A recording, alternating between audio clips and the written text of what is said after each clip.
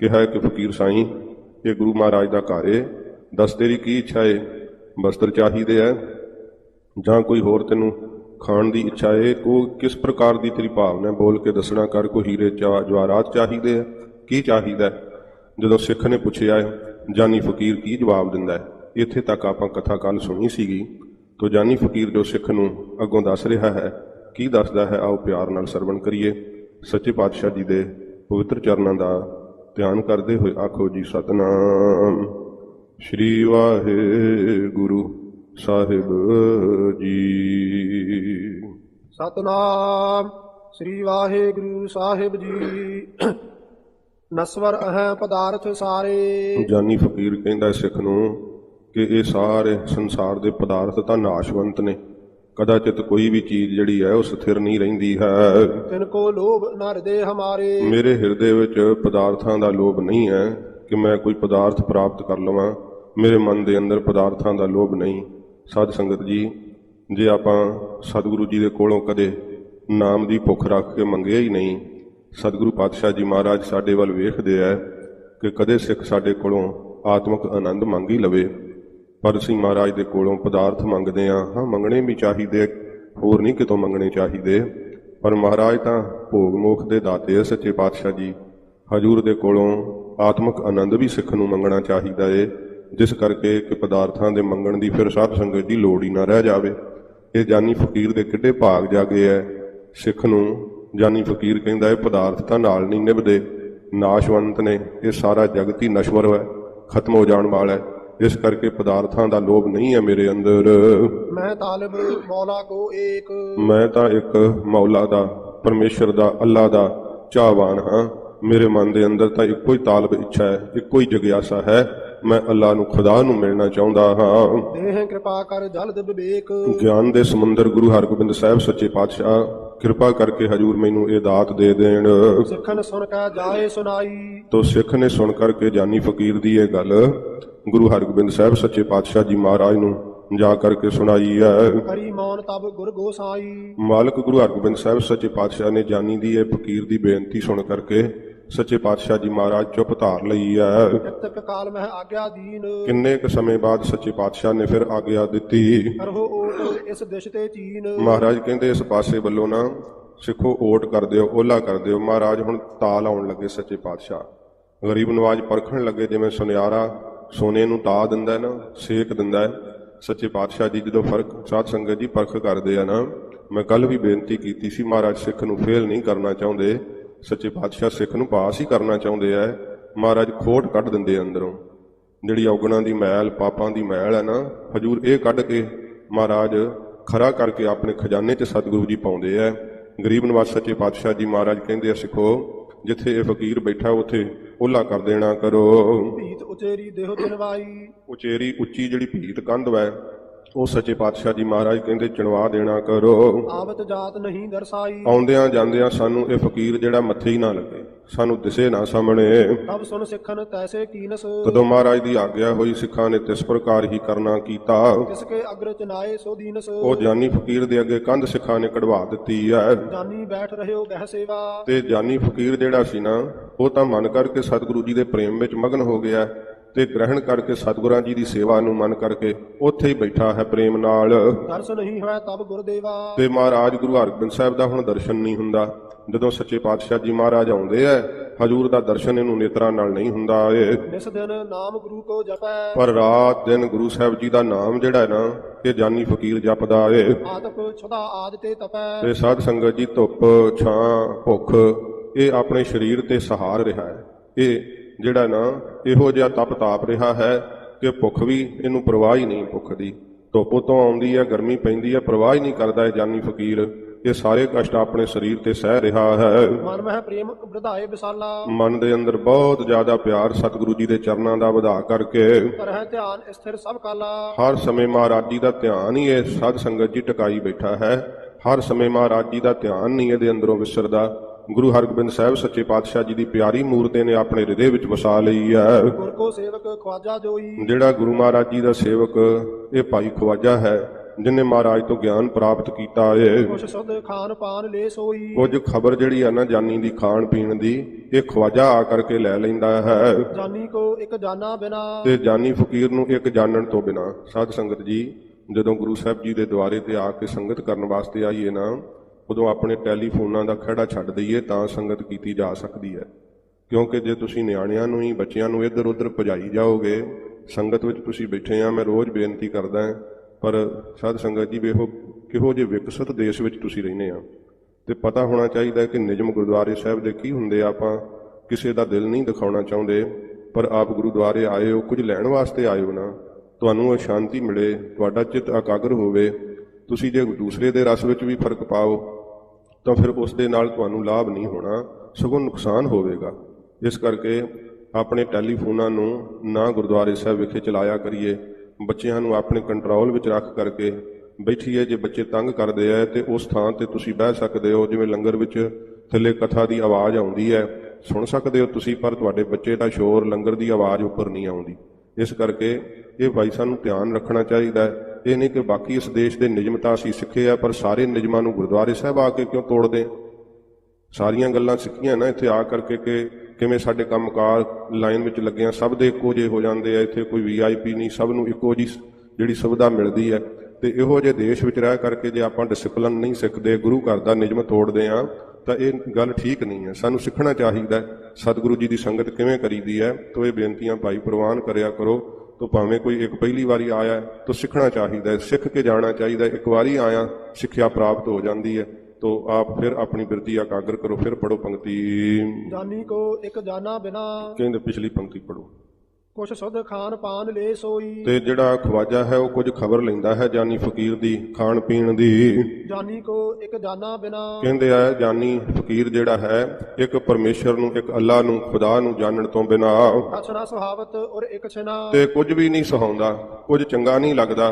भावें कि खवाजा आउंदा कि जानी लै तूं भोजन खा लै, ਲੈ ਪਾਣੀ ਪੀ ਲੈ, ਪਰ ਜਾਨੀ ਫਕੀਰ ਕਹਿੰਦਾ ਨਾ, ਹੁਣ ਤਾਂ ਭੋਜਨ ਖਾਣ ਤੋਂ ਵੀ ਮੇਰਾ ਮਨ ਪਰੇ ਚਲੇ ਗਿਆ, ਹੁਣ ਤਾਂ ਮੈਨੂੰ ਭੋਜਨ ਦੇ ਵੀ ਇੱਛਾ ਨਹੀਂ ਹੈ, ਕੋਈ ਤੇ ਪਿਆਸ ਮੈਨੂੰ ਹੁਣ ਨਹੀਂ ਰਹੀ। ਇੱਕ ਪਰਮੇਸ਼ਰ ਦੇ ਖੁਦਾ ਦੀ ਪ੍ਰਾਪਤੀ ਦੀ ਮੇਰੇ ਮਨ ਦੇ ਅੰਦਰ ਲਾਲਸਾ ਹੈ। ਭਇਓ ਪ੍ਰੇਮ ਤੇ ਚਿਤ ਮਸਤਾਨਾ। ਪ੍ਰੇਮ ਦੇ ਨਾਲ ਜਿਹੜਾ ਸੀ ਨਾ ਜਾਨੀ ਫਕੀਰ ਦਾ ਚਿੱਤ ਮਸਤ ਹੋ ਗਿਆ। ਦਿਨ ਪ੍ਰਤ ਬ੍ਰਧ ਤੋਂ ਜਾਤ ਮਹਾਨਾ। ਦਿਨ ਪ੍ਰਤੀ ਸਾਧ ਸੰਗਤ ਜੀ ਇਹ ਪਿਆਰ ਜਾਨੀ ਦਾ ਵੱਧਦਾ ਹੀ ਜਾਂਦਾ ਹੈ ਹਜੂਰ ਦਾ ਅੰਦਰ। ਗੁਰ ਪਿਆਰੇ ਕੀ ਲਾਗੀ ਲਗਨ। ਸੱਚੇ ਪਾਤਸ਼ਾਹ ਜੀ ਦੇ ਪਿਆਰ ਦੀ ਇਸ ਪਿਆਰੇ ਜਾਨੀ ਫਕੀਰ ਨੂੰ ਲਗਨ ਲੱਗ ਗਈ ਹੈ। ਸਕਲ ਕਾਲ ਮਹਿ ਪ੍ਰੀਤ ਨਿਮਗਨ। ਸਾਰਾ ਸਮਾਂ ਪਿਆਰ ਦੇ ਵਿੱਚ ਹੀ ਮਸਤ ਰਹਿੰਦਾ ਹੈ, ਨਿਮਗਨ ਰਹਿੰਦਾ ਹੈ। ਦਰਸ਼ਨ ਬਿਨਾ ਦਰਸ ਕਰ ਨੀਤ। ਸਾਧ ਸੰਗਤ ਜੀ ਦਰਸ਼ਨ ਤਾਂ ਨਹੀਂ ਹਜੂਰ ਦੇ ਨੇਤਰਾਂ ਨਾਲ ਹੁੰਦੇ, ਪਰ ਵੇਖੋ ਪਿਆਰ ਦਾ ਸਿਖਰ ਹੈ ਤਾਂ ਵੀ ਮਹਾਰਾਜ ਦੇ ਨਿੱਤੀ ਦਰਸ਼ਨ ਕਰ ਰਿਹਾ ਹੈ। ਅੱਖਾਂ ਨਾਲ ਦਰਸ਼ਨ ਨਹੀਂ ਹੁੰਦੇ, ਪਰ ਫਿਰ ਵੀ ਅੰਤਰਮੁਖੀ ਬਿਰਤੀ ਹੋ ਗਈ ਜਾਨੀ ਫਕੀਰ ਦੀ। ਮਹਾਰਾਜ ਜੀ ਦਾ ਦਰਸ਼ਨ ਇਸ ਨੂੰ ਨਿਤ ਹੁੰਦਾ ਏ। ਬਿਨਾ ਸੁਣਾਏ ਸੋ ਸੁਣ ਤੋ ਚੀਤ। ਤੇ ਬਿਨਾ ਹੀ ਸੁਣਾਏ ਉਹਦਾ ਚਿੱਤ ਨਾਮ ਨੂੰ ਸੁਣਨ ਲੱਗ ਪਿਆ ਹੈ। ਬਿਨ ਆਹਾਰ ਤੇ ਤ੍ਰਿਪਤ ਹੋ ਰਹੇ। ਬਿਨਾ ਆਹਾਰ ਤੋਂ ਉਹ ਤ੍ਰਿਪਤ ਹੋ ਰਿਹਾ ਹੈ। ਹੁਣ ਭੁੱਖ ਜਿਹੜੀ ਆ ਉਹ ਵੀ ਸਰੀਰ ਤੋਂ ਸਾਧ ਸੰਗਤ ਜੀ ਕਦਾ ਜਗਿਆਸੂ ਤੇ ਸਮਾਂ ਆਉਂਦਾ ਹੈ। ਪਿਆਰ ਦੇ ਮਾਰਗ ਤੇ ਚੱਲਦਿਆਂ ਸਾਨੂੰ ਨੀਂਦ ਤੰਗ ਕਰਦੀ ਹੈ, ਭੁੱਖ ਤੰਗ ਕਰਦੀ ਹੈ, ਪਿਆਸ ਲੱਗਦੀ ਹੈ, ਪਰ ਮਹਾਰਾਜ ਦੇ ਪਿਆਰ ਨਾਲ ਕਦੇ ਸਰੀਰ ਤੇ ਇਹ ਅਵਸਥਾ ਆ ਜਾਂਦੀ ਹੈ, ਉਦੋਂ ਭੁੱਖ ਤੇ ਪਿਆਸ ਵੀ ਹਟ ਜਾਂਦੀ ਹੈ। ਫਿਰ ਸਾਧ ਸੰਗਤ ਜੀ ਸਰੀਰ ਜਿਹੜਾ ਨਾ ਨਾਮ ਦੇ ਆਸਰੇ ਤੇ ਚੱਲ ਪੈਂਦਾ ਹੈ। ਇਉਂ ਜਾਨੀ ਫਕੀਰ ਨੂੰ ਫਿਰ ਪੰਕਤੀ ਪੜੋ। ਬਿਨ ਆਹਾਰ ਤੇ ਤ੍ਰਿਪਤ ਹੋ ਰਹੇ। ਬਿਨਾਂ ਹੀ ਆਹਾਰ ਤੋਂ ਭੋਜਨ ਤੋਂ ਤ੍ਰਿਪਤ ਹੋਇਆ ਰਹਿੰਦਾ ਏ ਫਕੀਰ। ਮਨ ਮਹਿ ਮਸਤ ਮੌਨ ਸੁਖ ਲਹੇ। ਤੇ ਮਨ ਦੇ ਅੰਦਰ ਮਸਤੀ ਹੈ ਇਹਦੇ, ਤੇ ਚੁੱਪ ਰਹਿੰਦਾ ਹੈ, ਸੁਖ ਲੈਂਦਾ ਹੈ ਅੰਤਰਮੁਖੀ ਹੋ ਕਰਕੇ। ਬਹੁਤ ਆਨੰਦ ਵਿੱਚ ਬਾਹਰੋਂ ਵੇਖਣ ਨੂੰ ਲੱਗ ਰਿਹਾ ਹੈ ਕਿ ਜਾਨੀ ਬੜਾ ਦੁਖੀ ਲੱਗਦਾ ਹੈ, ਇਹ ਬੜਾ ਪਰੇਸ਼ਾਨ ਹੈ, ਪਰ ਜਾਨੀ ਤਾਂ ਬੜਾ ਹੀ ਸੁਖੀ ਹੋ ਗਿਆ। ਉਹਨੂੰ ਆਨੰਦ ਆ ਰਿਹਾ ਅੰਦਰ ਜੁੜੇ ਹੋਏ ਨੂੰ। ਇਸ ਪ੍ਰਕਾਰ ਬੀਤਿਓ ਚਿਰਕਾਲ। ਇਸ ਪ੍ਰਕਾਰ ਸਾਧ ਸੰਗਤ ਜੀ ਚਿਰਕਾਲ ਸਮਾਂ ਬਤੀਤ ਹੋ ਗਿਆ।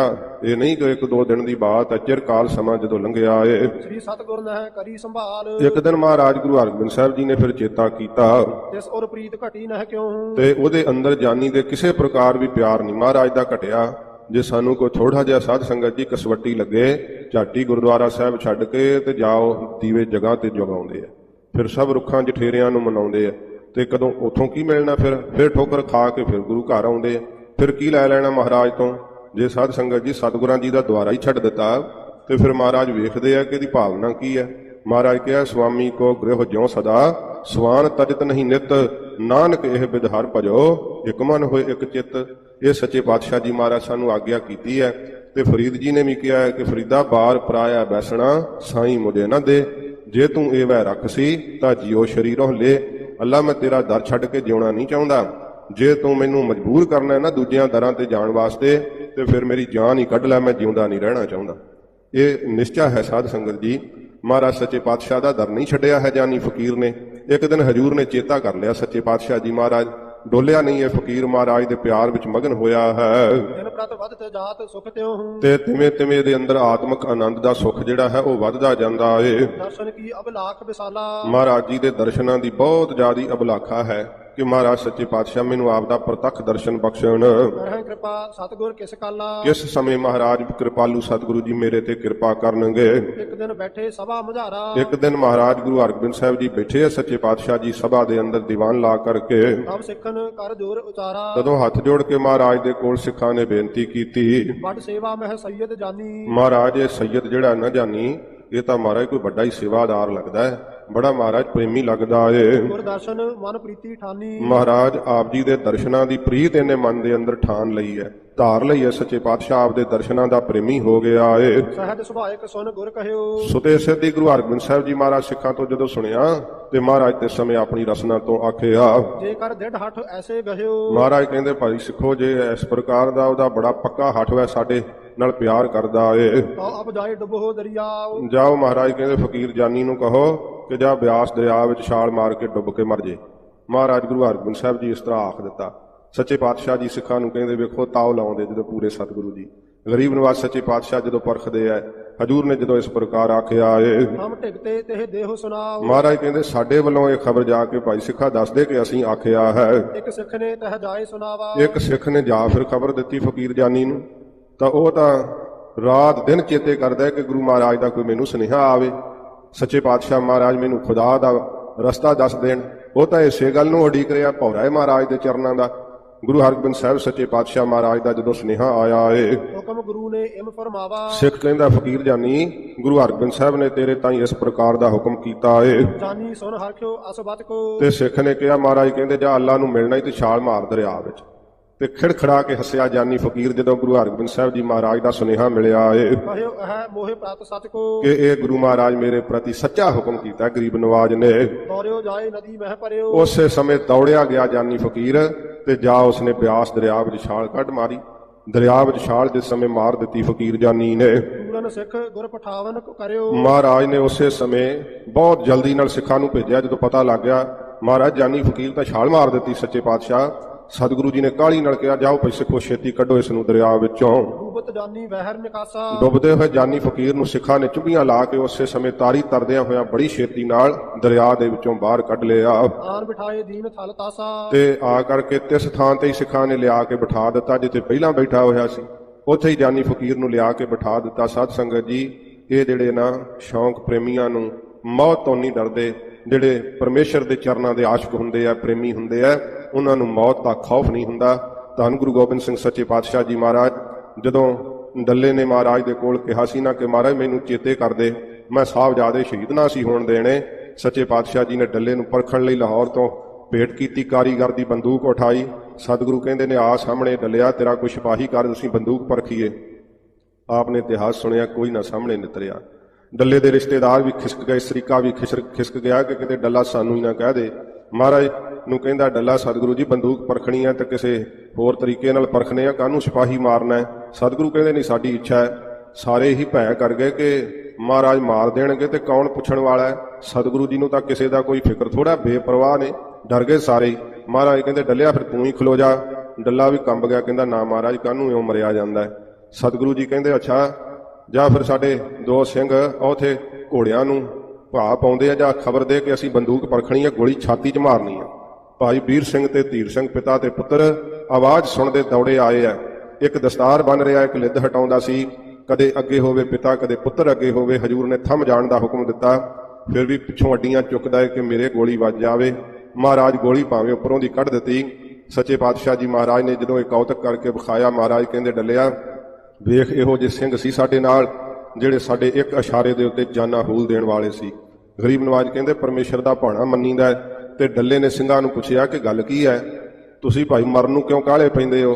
ਤੇ ਸਿੰਘਾਂ ਨੇ ਕਿਹਾ ਡੱਲਿਆ ਪਤਾ ਨਹੀਂ ਕਿੰਨੇ ਜਨਮ ਲੱਗ ਜਾਣੇ ਮੁਕਤ ਹੋਣ ਨੂੰ, ਤੇ ਗੁਰੂ ਕਲਗੀਧਰ ਸੱਚੇ ਪਾਤਸ਼ਾਹ ਦੇ ਹੱਥੋਂ ਹਜੂਰ ਦੇ ਹਸਤ ਕਮਲਾਂ ਤੋਂ ਚੱਲੀ ਹੋਈ ਗੋਲੀ ਕਿਤੇ ਸਾਡੀ ਛਾਤੀ ਵਿੱਚ ਵੱਜ ਜਾਂਦੀ, ਸਿੱਧਾ ਸੱਚਖੰਡ ਜਾਣਾ ਸੀਗਾ।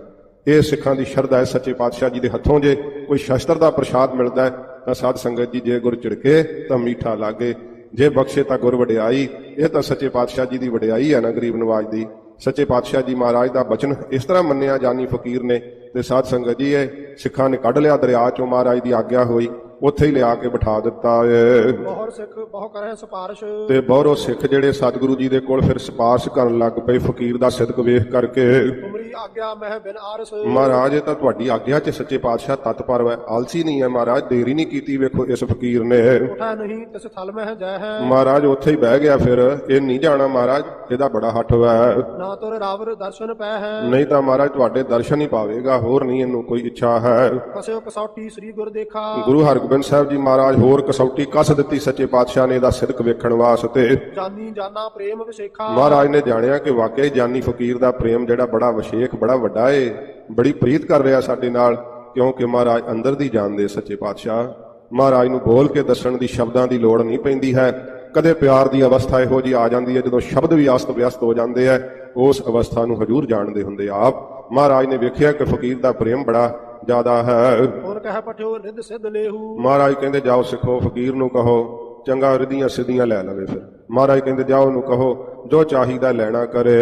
ਜਿਮ ਚਾਹੋ ਤਿਮ ਕਿਸ ਕਰ ਦੇਹੂ। ਮਹਾਰਾਜ ਕਹਿੰਦੇ ਜਦੋਂ ਰਿੱਧੀ ਸਿੱਧੀ ਲੈ ਲਵੇਗਾ ਸਾਡੇ ਕੋਲੋਂ, ਉਹਨੂੰ ਦੱਸ ਦਿਓ ਕਿ ਇਹ ਸ਼ਕਤੀ ਇਹ ਹੁੰਦੀ ਹੈ, ਜੋ ਚਾਹੇ ਮੂੰਹ ਤੋਂ ਬੋਲੇ, ਜਿਵੇਂ ਕਿਵੇਂ ਵੀ ਕਰ ਸਕਦਾ ਹੈ। ਕਹਿ ਜਾਨੀ ਇੱਕ ਜਾਨਾ ਬਿਨਾ। ਫਿਰ ਜਾਨੀ ਕਹਿੰਦਾ ਨਾ ਇੱਕ ਅੱਲਾ ਨੂੰ ਜਾਣੇ ਤੋਂ ਬਿਨਾ, ਖੁਦਾ ਦੇ ਪਿਆਰ ਤੋਂ ਬਿਨਾ ਆਪਰ ਨਾ ਜਾਣੋ ਕੁਛ ਹੋਏਗਾ ਨਾ। ਮੈਨੂੰ ਭਾਵੇਂ ਕਿੰਨਾ ਹੋਰ ਹੋਵੇ ਕੁਝ ਨਹੀਂ ਚਾਹੀਦਾ, ਮੈਨੂੰ ਰਿੱਧੀਆਂ ਸਿੱਧੀਆਂ ਵੀ ਨਹੀਂ ਚਾਹੀਦੀਆਂ। ਇਸੇ ਕਰਕੇ ਸਾਧ ਸੰਗਤ ਜੀ ਮਹਾਰਾਜ ਬਾਣੀ ਕਹਿੰਦੀ ਹੈ, ਰਿੱਧ ਸਿੱਧ ਸਭ ਮੋਹ ਹੈ, ਨਾਮ ਨਾ ਵਸੈ ਮਨ ਆਏ। ਇਹ ਫਕੀਰ ਦੀ ਅਵਸਥਾ ਬਣ ਗਈ ਹੈ। ਸਾਨੂੰ ਤਾਂ ਸਾਧ ਸੰਗਤ ਜੀ ਇੱਥੇ ਵੇਖੋ, ਭਾਵੇਂ ਕੋਈ ਸ਼ਕਤੀ ਹੁੰਦੀ ਵੀ ਨਹੀਂ ਕਿਸੇ 'ਚ, ਤਾਂ ਵੀ ਦੁਨੀਆ ਉਧਰ ਨੂੰ ਭੇਡ ਚਾਲ ਬਣੀ ਤੁਰੀ ਰਹਿੰਦੀ ਹੈ। ਜੇ ਪਾਣੀ ਤੇ ਕੋਈ ਤੁਰ ਕੇ ਵਿਖਾ ਦੇ ਤਾਂ ਦੁਨੀਆ ਤਾਂ ਬੜੀ ਅਸਚਰਜ ਹੋ ਜਾਏਗੀ, ਪਰ ਰੱਬ ਦੇ ਪਿਆਰਿਆਂ ਵਾਸਤੇ ਇਹ ਕੁਝ ਵੀ ਨਹੀਂ ਹੈ। ਮਹਾਰਾਜ ਕਹਿੰਦੇ ਆ, ਨਾਟਕ ਚੇਟਕ ਕੀਏ ਕੁਕਾਜਾ, ਪ੍ਰਭ ਲੋਗਨ ਕਹੇ ਆਵਤ ਲਾਜਾ। ਰੱਬ ਦੇ ਪਿਆਰਿਆਂ ਦੀ ਅਵਸਥਾ ਹੈ, ਉਹ ਰਿੱਧੀਆਂ ਸਿੱਧੀਆਂ ਦੇ ਅੰਦਰ ਸਾਧ ਸੰਗਤ ਜੀ ਪ੍ਰੀਤ ਨਹੀਂ ਪਾਉਂਦੇ ਹਨ। ਜਬ ਇਨ ਕੋ ਪੀ ਤਿਆਗ ਬਖਾਨਾ। ਜਦੋਂ ਜਾਨੀ ਫਕੀਰ ਨੇ ਇਹਨਾਂ ਦਾ ਵੀ ਤਿਆਗ ਕਰ ਦਿੱਤਾ, ਆਖਿਆ ਕਿ ਨਹੀਂ ਮੈਨੂੰ ਰਿੱਧੀਆਂ ਸਿੱਧੀਆਂ ਵੀ ਨਹੀਂ ਚਾਹੀਦੀਆਂ। ਦਰਸ਼ਨ ਲਾਗੀ ਪ੍ਰੀਤ ਮਹਾਨਾ। ਗੁਰੂ ਹਰਗੋਬਿੰਦ ਸਾਹਿਬ ਸੱਚੇ ਪਾਤਸ਼ਾਹ ਦੇ ਦਰਸ਼ਨਾਂ ਦੀ ਹੀ ਮਹਾਨ ਪ੍ਰੀਤ ਫਕੀਰ ਦੇ ਅੰਦਰ ਲੱਗੀ ਹੋਈ ਹੈ। ਤਬ ਜਾਨੀ ਕੋ ਨਿਕਟ ਬੁਲਾਇਵ। ਤਦੋਂ ਮਹਾਰਾਜ ਆਖਿਆ ਕਿ ਲਿਆਓ ਸਿੱਖੋ, ਫਕੀਰ ਜਾਨੀ ਨੂੰ ਸਾਡੇ ਕੋਲ ਲਿਆਉਣਾ ਕਰੋ। ਦੇ ਦਰਸ਼ਨ ਪ੍ਰਭ ਪੰਥ ਬਤਾਇਵ। ਮਹਾਰਾਜ ਕਹਿੰਦੇ ਲਿਆਓ ਉਹਨੂੰ ਦਰਸ਼ਨ ਬਖਸ਼ੀਏ ਤੇ ਖੁਦਾ ਦਾ ਰਾਹ ਉਹਨੂੰ ਦੱਸਣਾ ਕਰੀਏ, ਖੁਦਾ ਦੀ ਪ੍ਰਾਪਤੀ ਦਾ ਬਚਨ ਉਹਨੂੰ ਦਸੀਏ। ਸੁਣਤ ਸਮਾਇਓ ਪਰਮਾਨੰਦ। ਤੇ ਸਾਧ ਸੰਗਤ ਜੀ ਜਦੋਂ ਫਕੀਰ ਨੂੰ ਲੈ ਕਰਕੇ ਆਏ, ਸਿੱਖਾਂ ਖਬਰ ਦਿੱਤੀ, ਸੁਣਦਿਆਂ ਸਾਰੀ ਫਕੀਰ ਨੂੰ ਪਰਮ ਆਨੰਦ ਪ੍ਰਾਪਤ ਹੋਇਆ ਕਿ ਮਹਾਰਾਜ ਮੈਨੂੰ ਬੁਲਾ ਲਿਆ ਹੈ। ਕੀਤੀ ਹੋਈ ਘਾਲ ਨੂੰ ਜਦੋਂ ਫਲ ਲੱਗਣ ਦਾ ਸਮਾਂ ਹੁੰਦਾ ਹੈ, ਉਹ ਆਨੰਦ ਜਗਿਆਸੂ ਨੂੰ ਵੱਖਰਾ ਹੀ ਹੁੰਦਾ ਹੈ। ਕਿਸਾਨ ਨੇ ਬੀਜ ਬੀਜਿਆ ਹੋਵੇ, ਜਦੋਂ ਉਹਦੇ ਫਲ ਵੱਢਣ ਦਾ ਸਮਾਂ ਹੁੰਦਾ ਹੈ, ਕਿਸਾਨ ਨੂੰ ਆਨੰਦ ਆਉਂਦਾ ਹੈ।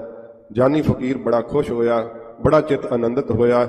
ਮਹਾਰਾਜ ਨੇ ਜਦੋਂ ਬੁਲਾਇਆ ਹੈ, ਪਰਿਓ ਚਰਨ ਪਰ ਕਰ ਜੁਗ ਬੰਦ। ਮਹਾਰਾਜ ਦੇ ਚਰਨਾਂ ਤੇ ਦੋਵੇਂ ਹੱਥ ਜੋੜ ਕਰਕੇ ਫਕੀਰ ਜਾਨੀ ਨੇ ਸਜਦਾ ਕੀਤੀ ਹੈ। ਤਬ ਅੰਤਰਗਤ ਲੱਗੀ ਸਮਾਦ। ਤੇ ਸਾਧ ਸੰਗਤ ਜੀ ਜਦੋਂ ਹਜੂਰ ਨੂੰ ਮੱਥਾ ਟੇਕਿਆ ਨਾ, ਉਸ ਸਮੇਂ ਅੰਤਰਮੁਖੀ ਬਿਰਤੀ ਇਹੋ ਜੀ ਹੋਈ, ਸਮਾਧੀ ਜੁੜ ਗਈ। ਨਿਰਵਿਕਲਪ ਸਮਾਧੀ ਦੀ ਦਾਤ ਇਸ ਫਕੀਰ ਜਾਨੀ ਨੂੰ ਮਿਲੀ ਹੈ। ਮਿਟ ਗਈ ਵਿਆਦ ਆਦ ਉਪਾਦ। ਆਦ ਵਿਆਦ ਤੇ ਉਪਾਦ, ਇਹ ਤਿੰਨੇ ਹੀ ਤਾਪ ਮਿਟ ਗਏ। ਉਸੇ ਸਮੇਂ ਸਭ ਦੁੰਦਵਾਦ ਮਿਟ ਗਿਆ। ਤਬ ਖਵਾਜਾ ਸਤਿਗੁਰ ਬੁਲਵਾਇਓ। ਤਦੋਂ ਮਹਾਰਾਜ ਨੇ ਇਹ ਬਖਸ਼ਿਸ਼ ਫਕੀਰ ਜਾਨੀ ਦੇ ਉੱਪਰ ਕਰਕੇ ਨਾ, ਖਵਾਜਾ ਜਿਹੜਾ ਮਹਾਰਾਜ ਦੇ ਘੋੜੇ ਦਾ ਸੇਵਾਦਾਰ ਹੈ, ਹਜੂਰ ਨੇ ਉਸ ਨੂੰ ਵੀ ਆਪਣੇ ਕੋਲ ਬੁਲਾਇਆ। ਦੋਨੋਂ ਪ੍ਰਤ ਅਸ ਹੁਕਮ ਲਗਾਇਓ। ਦੋਵਾਂ ਦੇ ਪ੍ਰਤੀ ਸਤਿਗੁਰਾਂ ਜੀ ਨੇ ਫਿਰ ਹੁਕਮ ਕਰਨਾ ਕੀਤਾ। ਪੂਰੀ ਪਰੀ ਤੁਮਾਰੀ ਸੇਵਾ। ਮਹਾਰਾਜ ਕਹਿੰਦੇ ਭਾਈ ਤੁਹਾਡੀ ਦੋਵਾਂ ਦੀ ਸੇਵਾ ਥਾਂ ਪੈ ਗਈ ਗੁਰੂ ਨਾਨਕ ਸਾਹਿਬ ਦੇ ਘਰ, ਸਾਨੂੰ ਕਬੂਲ ਪੈ ਗਈ ਹੈ ਤੁਹਾਡੀ ਕੀਤੀ ਹੋਈ ਸੇਵਾ। ਕਰੇ ਪ੍ਰਸੰਨ ਭਲੇ ਗੁਰਦੇਵਾ। ਮਹਾਰਾਜ ਕਹਿੰਦੇ ਤੁਸੀਂ ਭਲੇ ਚੰਗੇ ਤਰੀਕੇ ਨਾਲ ਸਾਨੂੰ ਪ੍ਰਸੰਨ ਕਰ ਦਿੱਤਾ ਏ। ਆਪ ਕਿਸ ਥਲ ਹੋਏ ਰਹੋ ਇਕਾਂਤ। ਮਹਾਰਾਜ ਕਹਿੰਦੇ ਹੁਣ ਜਾਓ, ਜਿੱਥੇ ਮਰਜੀ ਇਕਾਂਤ ਚਿਤ ਹੋ ਕਰਕੇ ਭਾਵੇਂ ਰਹਿਣਾ ਕਰੋ। ਜਿਸ ਰਹਿਣੀ ਮਹਿ ਸੰਤ ਮਹੰਤ। ਜਿਸ ਰਹਿਤ ਵਿੱਚ ਮਹਾਨ ਵੱਡੇ ਸੰਤ ਰਹਿੰਦੇ ਆ ਨਾ, ਮਹਾਤਮਾ ਲੋਕ ਰਹਿੰਦੇ ਆ, ਆਪਣੇ ਅੰਦਰ ਦਾ ਆਨੰਦ ਲੈਂਦੇ ਆ ਸਮਾਧੀ ਲੀਨ ਹੋ ਕਰਕੇ, ਉਹ ਹੁਣ ਆਨੰਦ ਲਓ ਤੁਸੀਂ। ਮਹਾਰਾਜ ਕਹਿੰਦੇ ਭਾਈ ਤੁਹਾਨੂੰ ਜੋੜ ਦਿੱਤਾ ਹੈ ਤੇ ਉਸ ਰਸ ਨੂੰ ਹੁਣ ਤੁਸੀਂ ਸਦਾ ਲੈਣਾ ਕਰੋ। ਮਾਨਿਓ ਬਾਕ ਕਰਹਿ ਹਮ ਐਸੇ। ਸਤਿਗੁਰੂ ਜੀ ਦੇ ਚਰਨਾਂ ਤੇ ਸਿਜਦਾ ਕੀਤੀ ਹੈ, ਸੀਸ ਰੱਖਿਆ, ਆਖਿਆ ਮਹਾਰਾਜ ਜਿਵੇਂ ਆਪ ਆਗਿਆ ਕਰਦੇ ਹੋ ਤਿਵੇਂ ਹੀ ਮਹਾਰਾਜ ਅਸੀਂ ਕਰਾਂਗੇ।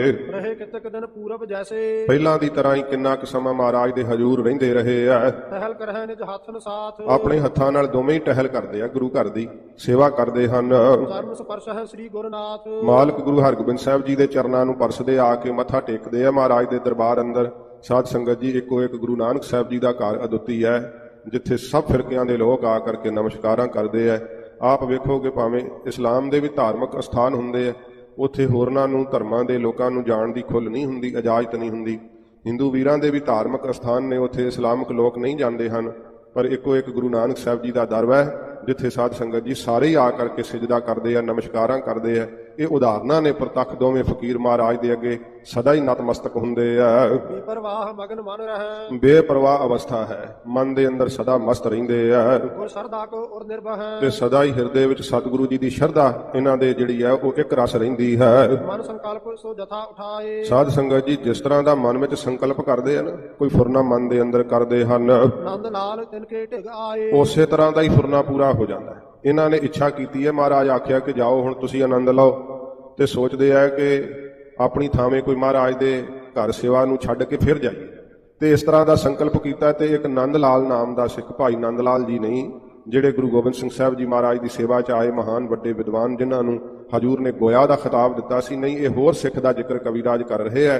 ਤੇ ਇੱਕ ਭਾਈ ਨੰਦ ਲਾਲ ਨਾਮ ਦਾ ਸਿੱਖ ਆਇਆ ਚੱਲ ਕਰਕੇ, ਦੋਇਨ ਆਪਣਾ ਚੇਲਾ ਕੀਨਸ ਇਹਨਾਂ ਦੋਹਾਂ ਨੇ ਉਸ ਨੂੰ ਗੁਰੂ ਮਹਾਰਾਜ ਦੇ ਘਰ ਦੀ ਸਿੱਖਿਆ ਦਰੜਾਈ ਹੈ। ਵੇਖੋ, ਇੱਕ ਮੁਸਲਮਾਨ ਨੂੰ ਮਹਾਰਾਜ ਕਿਰਪਾ ਕਰ ਦਿੱਤੀ। ਇਹ ਤੋਂ ਸਿੱਧ ਹੁੰਦਾ ਹੈ ਕਿ ਸਤਿਗੁਰੂ ਜੀ ਦੇ ਘਰ ਇੱਕ ਪਰਮੇਸ਼ਰ ਦੇ ਉਪਦੇਸ਼ ਦੀ ਸਿੱਖਿਆ ਦਿੱਤੀ ਜਾਂਦੀ ਹੈ, ਸਰਬੱਤ ਦੇ ਭਲੇ ਦੀ ਸਤਿਗੁਰੂ ਜੀ ਸਿੱਖਿਆ ਦਰੜਾਉਂਦੇ ਹੈ। ਗਰੀਬ ਨਵਾਜ਼ ਸੱਚੇ ਪਾਤਸ਼ਾਹ ਦੇ ਇਹ ਦੋਵੇਂ ਸਿੱਖ ਬਣ ਗਏ। ਇਹਨਾਂ ਨੇ ਅੱਗੇ ਮਹਾਰਾਜ ਦੀ ਗੁਰਮਤ ਉਸ ਨੂੰ ਦ੍ਰਿੜ ਕਰਵਾਈ ਹੈ। ਕੋ ਪੰਥ ਤਾਹੇ ਕੋ ਦੀਨਸ ਉਹਨੂੰ ਪ੍ਰਭੂ ਦੀ ਪ੍ਰਾਪਤੀ ਦਾ ਪੰਥ ਰਸਤਾ ਜਿਹੜਾ ਸੀ ਦੱਸਿਆ ਕਿ ਗੁਰੂ ਨਾਨਕ ਸਾਹਿਬ ਦੇ ਘਰ ਦਾ ਇਹ ਰਾਹ ਹੈ ਸੇਵਾ ਤੇ ਸਿਮਰਨ ਦਾ। ਸੱਚੇ ਪਾਤਸ਼ਾਹ ਜੀ ਮਹਾਰਾਜ ਸਾਨੂੰ ਇਹ ਬਖਸ਼ਿਸ਼ ਕਰਕੇ ਸਮਝਾਇਆ ਹੈ ਤੇ ਇਹੀ ਰਾਹ ਭਾਈ ਪ੍ਰਭੂ ਦੀ ਪ੍ਰਾਪਤੀ ਦਾ ਹੈ। ਹਰ ਉਪਦੇਸ਼ ਕਹਿਓ ਤਿਸ ਤਾਈ ਉਪਦੇਸ਼ ਦੇ ਕਰਕੇ ਉਹਦੇ ਤਾਈਂ ਕਹਿਣਾ ਕੀਤਾ ਸੇਵਾ ਕੀਜੈ ਗੁਰ ਗੋਸਾਈ ਕਿ ਮਾਲਕ ਸਤਿਗੁਰੂ ਗੁਰੂ ਹਰਗੋਬਿੰਦ ਸਾਹਿਬ ਜੀ ਦੀ ਸਾਡੇ ਥਾਵੇਂ ਹੁਣ ਤੂੰ ਸੇਵਾ ਕਰਨਾ ਕਰ। ਨਿਜ ਬਦਲੇ ਮਹਿ ਸੇਵਾ ਹੇਤ ਆਪਣੇ ਬਦਲੇ ਸਾਧ ਸੰਗਤ ਜੀ ਸੇਵਾ ਕਰਨ ਵਾਸਤੇ ਛੋਰਿਓ ਸੋ ਸਤਿਗੁਰ ਨਿਕੇਤ ਮਹਾਰਾਜ ਜੀ ਦੇ ਘਰ ਵਿੱਚ ਉਸ ਭਾਈ ਨੰਦ ਲਾਲ ਨੂੰ ਇਹਨਾਂ ਦੋਵਾਂ ਫਕੀਰਾਂ ਨੇ ਛੱਡਣਾ ਕੀਤਾ। ਨੰਦ ਲਾਲ ਕੈ ਪ੍ਰੇਮ ਵਿਸਾਲਾ ਭਾਈ ਨੰਦ ਲਾਲ ਦੇ ਮਨ ਵਿੱਚ ਵੀ ਬੜਾ ਪਿਆਰ ਲੱਗ ਗਿਆ, ਸੱਚੇ ਪਾਤਸ਼ਾਹ ਜੀ ਦੀ ਸੇਵਾ ਕਰਦੇ ਆ। ਗੁਰ ਢਿਗ ਕਰਹਿ ਘਾਲ ਨਾ ਘਾਲਾ ਬਹੁਤ ਮਹਾਰਾਜ ਦੇ ਕੋਲ ਰਹਿ ਕਰਕੇ ਇਹਨੇ ਵੀ ਸੇਵਾ ਦੀ ਘਾਲਣਾ ਨੂੰ ਘਾਲਣਾ ਕੀਤਾ। ਸੁੰਦਰ ਤੇ ਸਰੂਪ ਗੁਰ ਹੀਰਾ ਗੁਰੂ ਮਹਾਰਾਜ ਸਾਹਿਬ ਜੀ ਨੇ ਉਹਦਾ ਸੁੰਦਰ ਸਰੂਪ ਜਿਹੜਾ ਸੀ ਨਾ ਉਹ ਵੇਖਿਆ। ਬਾਹਰੋਂ ਸੋਹਣਾ ਸੀ ਭਾਈ ਨੰਦ ਲਾਲ ਤੇ ਅੰਦਰੋਂ ਵੀ ਸੋਹਣਾ ਹੋ ਗਿਆ ਮਹਾਰਾਜ ਦੀ ਸੇਵਾ ਕਰਕੇ। ਮਹਾਰਾਜ ਸਾਹਿਬ ਜੀ ਨੇ ਜਦੋਂ ਇੱਕ ਦਿਨ ਭਾਈ ਨੰਦ ਲਾਲ ਵੱਲ ਵੇਖਿਆ, ਜਿਸ ਕਾ ਮਨ ਅਨੁਰਾਗ ਕਨੇਰਾ ਜਿਸ ਦੇ ਮਨ ਦੇ ਅੰਦਰ ਬੜਾ ਹੀ ਪਿਆਰ ਲੱਗ ਗਿਆ ਹੈ ਸਿੱਖੀ ਦਾ, ਹੋਏ ਪ੍ਰਸੰਨ ਸੋਹਿਣਾ ਨਾਮ ਮਹਾਰਾਜ ਨੇ ਪ੍ਰਸੰਨ ਹੋ ਕਰਕੇ ਨਾ ਭਾਈ ਨੰਦ ਲਾਲ ਨੂੰ ਸੋਹਣਾ ਨਾਮ ਦੇਣਾ ਕੀਤਾ, ਸੋਹਿਣਾ। ਮਹਾਰਾਜ ਕਹਿੰਦੇ ਭਾਈ ਤੇਰਾ ਨਾਮ ਅੱਜ ਤੋਂ ਸੋਹਣਾ ਹੋਵੇਗਾ, ਕਿਉਂਕਿ ਸੋਹਣਾ ਬੜਾ ਸੀ ਨਾ। ਤੇ ਮਹਾਰਾਜ ਕਹਿੰਦੇ ਤੇਰਾ ਨਾਮ ਅੱਜ ਤੋਂ ਸੋਹਣਾ ਹੈ। ਇਸ ਕੋ ਭਾਖਤ ਭੇ ਸੁਖ ਧਾਮ ਸੁੱਖਾਂ ਦੇ ਘਰ ਗੁਰੂ ਹਰਗੋਬਿੰਦ ਸਾਹਿਬ ਸੱਚੇ ਪਾਤਸ਼ਾਹ ਜੀ ਮਹਾਰਾਜ ਉਸ ਦਾ ਨਾਮ ਭਾਈ ਸੋਹਣਾ ਰੱਖ ਦਿੱਤਾ। ਇਸ ਦਿਨ ਤੇ ਪ੍ਰਸਿੱਧ ਸਭ ਮਹੀਆ ਸਾਰਿਆਂ ਦੇ ਅੰਦਰ ਤਿਸ ਦਿਨ ਤੋਂ ਹੀ ਭਾਈ ਨੰਦ ਲਾਲ ਦਾ ਨਾਮ ਭਾਈ ਸੋਹਣਾ ਪ੍ਰਸਿੱਧ ਹੋ ਗਿਆ। ਨਾਮ ਸੋਹਿਣਾ ਜਿਸ ਕਿਸ ਕਹੀਆ ਜਿਸ ਕਿਸੇ ਨੇ ਵੀ ਫਿਰ ਜਿਹੜਾ ਨਾਂ ਸੀ ਨਾ ਉਹ ਭਾਈ ਸੋਹਣਾ ਹੀ ਕਹਿਣਾ ਕੀਤਾ। ਸਤਿਗੁਰ ਕੋ ਸੇਵੇ ਨਿਸ਼ਕਾਮ ਤੇ ਨਿਸ਼ਕਾਮ ਹੋ ਕਰਕੇ ਸੱਚੇ ਪਾਤਸ਼ਾਹ ਜੀ ਮਹਾਰਾਜ ਦੀ ਸੇਵਾ ਕਰਦੇ ਆ ਭਾਈ ਸੋਹਣਾ ਜੀ। ਕੋਈ ਇੱਛਾ ਨਹੀਂ, ਮਨ ਵਿੱਚ ਸੰਕਲਪ ਨਹੀਂ ਲਿਆਉਂਦੇ। ਮਨ ਧਾਵਤ ਪਾਇਓ ਬਿਸਰਾਮ ਧਾਉਂਦੇ ਹੋਏ ਮਨ ਨੇ, ਦੌੜਦੇ ਹੋਏ ਮਨ ਨੇ ਸਾਧ ਸੰਗਤ ਜੀ ਵਿਸ਼ਰਾਮ ਪਾ ਲਿਆ ਹੈ, ਟਿਕਾ ਪਾ ਲਿਆ ਹੈ। ਇਹ ਭਾਈ ਨੰਦ ਲਾਲ ਨਾਮ ਦਾ ਸਿੱਖ ਆਇਆ ਤੇ ਸਾਧ ਸੰਗਤ ਜੀ ਸਤਿਗੁਰਾਂ ਜੀ ਦੇ ਕੋਲੋਂ ਬਖਸ਼ਿਸ਼ ਲਈ। ਮਹਾਰਾਜ ਜੀ ਨੇ ਨਾਮ ਭਾਈ ਸੋਹਣਾ ਰੱਖਿਆ। ਇੱਥੇ ਪ੍ਰਸੰਗ ਦੀ ਸਮਾਪਤੀ ਹੋਈ ਹੈ। ਗਰੀਬ ਨਵਾਜ਼ ਸੱਚੇ ਪਾਤਸ਼ਾਹ ਜੀ ਮਹਾਰਾਜ ਇਹਦੇ ਤੇ ਵੀ ਬਖਸ਼ਿਸ਼ ਕੀਤੀ ਹੈ। ਜਿਨ੍ਹਾਂ ਸਿੱਖਾਂ ਨੂੰ, ਉਹ ਤਾਂ ਅਣਗਿਣਤੀ ਹੈ ਨਾ ਜਿਨ੍ਹਾਂ ਨੂੰ ਮਹਾਰਾਜ ਨੇ ਹਾਲ ਕੀਤਾ ਹੈ, ਪਰ ਕੁਝ ਚੋਣਵੇਂ ਇਹ ਸਿੱਖਾਂ ਦਾ ਕਵਿਰਾਜ ਜੀ ਨੇ ਇੱਥੇ ਜ਼ਿਕਰ ਕੀਤਾ ਹੈ ਕਿ ਵੇਖੋ ਮੁਸਲਮਾਨ ਫਕੀਰ ਵੀ ਮਹਾਰਾਜ ਤੋਂ ਨਿਹਾਲ ਹੋਏ। ਆਤਮਿਕ ਆਨੰਦ ਨੂੰ ਲੈ ਕਰਕੇ ਸਾਧ ਸੰਗਤ ਜੀ ਸਤਿਗੁਰਾਂ ਜੀ ਦੇ ਘਰੋਂ ਵੱਡੀ ਬਖਸ਼ਿਸ਼ ਹੋਇਆ। ਨਾਨਕ ਕਹਿ ਘਰ ਕੇਵਲ ਨਾਮ, ਇਹ ਨਾਮ ਦੀ ਦਾਤ ਨੂੰ ਪ੍ਰਾਪਤ ਕਰਕੇ ਨਿਹਾਲ ਹੋਏ। ਵਿਸ਼ੇਸ਼ ਸਿਮਰਨ ਦੇ ਸਮਾਗਮ ਹਨ, ਆਪ ਜੀ ਹਾਜ਼ਰੀਆਂ ਭਰ ਰਹੇ ਹੋ। ਸ਼ਹੀਦੀ ਜੋੜ ਮੇਲੇ ਹਨ, 40 ਮੁਕਤਿਆਂ ਦੀ ਪਵਿੱਤਰ ਯਾਦ ਹੈ। ਸਿਮਰਨ ਦੇ ਅੰਦਰ ਸਾਧ ਸੰਗਤ ਜੀ ਰੋਜ਼ ਨਿਯਮ ਨਾਲ ਜੁੜਦੇ ਹੋ। ਸ਼ਨੀਵਾਰ ਨੂੰ ਇਹਨਾਂ ਸਾਧ ਸੰਗਤ ਜੀ ਸਮਾਗਮਾਂ ਦੀ ਸਮਾਪਤੀ ਹੈ। ਸਤਿਗੁਰਾਂ ਜੀ ਦੀ ਅੰਮ੍ਰਿਤ ਬਾਣੀ ਦੇ ਭੋਗ ਪੈਣਗੇ। ਬਹੁਤ ਵੱਡੀ ਗਿਣਤੀ ਵਿੱਚ ਸੰਗਤਾਂ ਹਾਜ਼ਰੀਆਂ ਭਰਦੀਆਂ ਤੇ ਮੈਨੂੰ ਗੁਰਮੁਖਾਂ ਨੇ ਦੱਸਿਆ ਕਿ ਉਸ ਦਿਨ ਦੁਪਹਿਰ ਨੂੰ ਅੰਮ੍ਰਿਤ ਸੰਚਾਰ ਵੀ ਹੈ। ਜਦੋਂ ਇਹ ਦੀਵਾਨ ਸਜਦੇ ਆ ਨਾ, ਇਹਨਾਂ ਦਾ ਲਾਭ ਇਹ ਹੋਵੇ ਕਿ ਭਾਈ ਜਿਨ੍ਹਾਂ ਅੰਮ੍ਰਿਤ ਨਹੀਂ ਛਕਿਆ ਉਹ ਗੁਰੂ ਮਹਾਰਾਜ ਦੀ ਬਖਸ਼ਿਸ਼ ਖੰਡੇ ਬਾਟੇ ਤੇ ਅੰਮ੍ਰਿਤ ਦੀ ਦਾਤ ਪ੍ਰਾਪਤ ਕਰਨ। ਜਦੋਂ ਆਪਾਂ ਗੁਰੂ ਘਰ ਆਉਨੇ ਆ ਸਾਨੂੰ ਇੱਥੇ ਆਪਣਾ ਇੱਕ ਔਗਣ ਛੱਡ ਦੇਣਾ ਚਾਹੀਦਾ ਹੈ ਤੇ ਗੁਣ ਧਾਰਨ ਕਰਨਾ ਚਾਹੀਦਾ ਹੈ। ਇਹ ਸਾਧ ਸੰਗਤ ਜੀ ਵਪਾਰ ਹੈ ਗੁਰੂ ਨਾਨਕ ਸਾਹਿਬ ਜੀ ਦੇ ਘਰ ਦੇ ਅੰਦਰ ਕਰਨਾ। ਮਹਾਰਾਜ ਸਿੱਖ ਦੇ ਔਗਣ ਖਰੀਦ ਲੈਂਦੇ ਆ, ਇਸ ਦੇ ਬਦਲੇ ਮਹਾਰਾਜ ਗੁਣ ਦੇ ਦਿੰਦੇ ਆ ਸੱਚੇ ਪਾਤਸ਼ਾਹ। ਸਿੱਖੀ ਸਰੂਪ ਵਿੱਚ ਆਈਏ, ਮਹਾਰਾਜ ਸੱਚੇ ਪਾਤਸ਼ਾਹ ਜੀ ਨੇ ਆਪਣਾ ਸਰਬੰਸ ਵਾਰ ਕੇ ਸਾਨੂੰ ਇਹ ਸਿੱਖੀ ਮਹਾਰਾਜ ਬਖਸ਼ਿਸ਼ ਕੀਤੀ ਹੈ। ਦਾੜੇ ਕੇਸਾਂ ਦੀ ਬੇਅਦਬੀ ਨਾ ਕਦੇ ਵੀ ਕਰੀਏ। ਸਿੱਖੀ ਸਰੂਪ ਵਿੱਚ ਆ ਕਰਕੇ ਮਹਾਰਾਜ ਸੱਚੇ ਪਾਤਸ਼ਾਹ ਦੇ ਖੰਡੇ ਬਾਟੇ ਦੇ ਅੰਮ੍ਰਿਤ ਦੇ ਸਾਧ ਸੰਗਤ ਜੀ ਧਾਰਨੀ ਹੋਈਏ, ਪੰਜਾਂ ਕਕਾਰਾਂ ਦੇ ਧਾਰਨੀ ਹੋਈਏ, ਫਿਰ ਨਿਤਨੇਮ ਬਾਣੀਆਂ ਦਾ ਕਰੀਏ। ਸਤਿਗੁਰਾਂ ਜੀ ਨੇ ਵੇਖੋ ਜਿਹੜਾ ਕੋਈ ਮੁਸਲਮਾਨ ਆਇਆ ਉਹਨੂੰ ਨਿਹਾਲ ਕੀਤਾ ਹੈ ਤੇ ਅਸੀਂ ਤਾਂ ਮਹਾਰਾਜ ਦੇ ਸਿੱਖ ਖਵਾਉਨੇ ਆ। ਸਤਿਗੁਰੂ ਸਾਨੂੰ ਕਿਉਂ ਨਾ ਕਿਰਪਾ ਕਰਨਗੇ। ਗਰੀਬ ਨਿਵਾਜ ਸੱਚੇ ਪਾਤਸ਼ਾਹ ਦੇ ਦਰ ਤੇ ਗੱਲ ਇਹ ਆਵੇ ਕੂਕਰ ਵਰਗੀ ਸ਼ਰਧਾ ਕਰਕੇ ਪੈ ਜਾਈਏ। ਜਿਵੇਂ ਗੁਰੂ ਤੇਗ ਬਹਾਦਰ ਸੱਚੇ ਪਾਤਸ਼ਾਹ ਜੀ ਮਹਾਰਾਜ ਆਖਿਆ ਹੈ ਕਿ ਸਵਾਮੀ ਕੋ ਗ੍ਰਹਿ ਜਿਉ ਸਦਾ ਸਵਾਨ ਤਜਤ ਨਹੀਂ ਨਿਤ, ਨਾਨਕ ਇਹ ਬਿਦ ਹਰ ਭਜੋ ਇੱਕ ਮਨ ਹੋਏ ਇੱਕ ਚਿੱਤ। ਸਤਿਗੁਰੂ ਰਹਿਮਤਾਂ ਕਰਦੇ ਆ। ਗਰੀਬ ਨਿਵਾਜ ਸੱਚੇ ਪਾਤਸ਼ਾਹ ਜੀ ਮਹਾਰਾਜ ਮਿਹਰ ਕਰਨ, ਹੋਈਆਂ ਭੁੱਲਾਂ ਬਖਸ਼ ਲੈਣੀਆਂ ਜੀ। ਇਸ ਦਿਨ ਤੇ ਪ੍ਰਸਿੱਧ ਸਭ ਮਹੀਆ, ਨਾਮ ਸੋਹਿਣਾ ਜਿਸ ਕਿਸ ਕਹੀਆ। ਸਤਿਗੁਰ ਕੋ ਸੇਵੇ ਨਿਸ਼ਕਾਮ, ਮਨ ਧਾਵਤ ਪਾਇਓ ਬਿਸਰਾਮ। ਵਾਹਿਗੁਰੂ ਜੀ ਕਾ ਖਾਲਸਾ, ਵਾਹਿਗੁਰੂ ਜੀ ਕੀ ਫਤਿਹ।